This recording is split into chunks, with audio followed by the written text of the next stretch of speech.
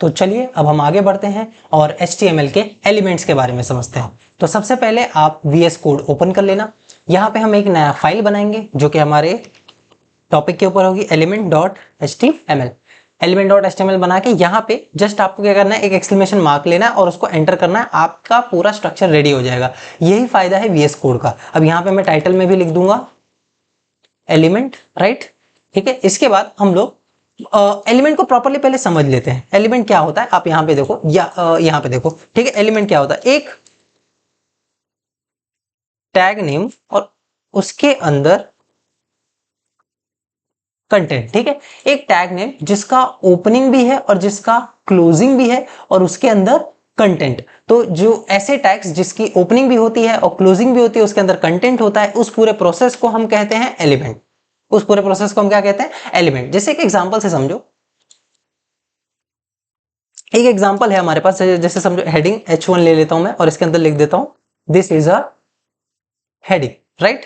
अब इसको मैं क्या करता हूं, यहां पे जाता हूं, कोड क्लोज कर देता हूं। हाँ, यहाँ पे आप देखेंगे ये गो लाइव करके है। गो लाइव पे आप क्लिक करेंगे क्योंकि लाइव सर्वर का पार्ट है ये, तो आप गो लाइव पे क्लिक कर लिएगा। जैसे आप क्लिक करेंगे ये डायरेक्ट रन हो जाएगा और यहाँ पे देखो टाइटल का नेम आ गया एलिमेंट और ये हो गया this is a heading.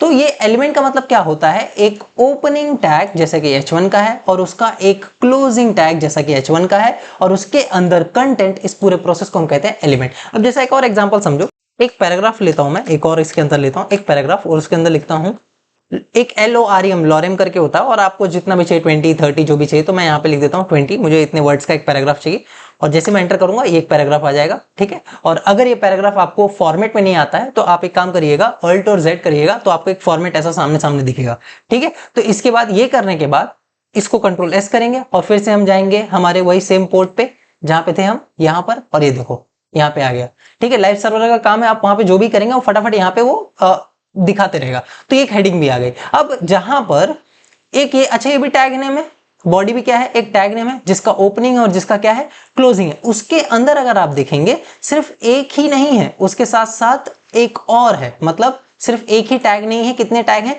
2 tag हैं। और 2 से ज्यादा टैग जैसे होते हैं उसे हम कहते हैं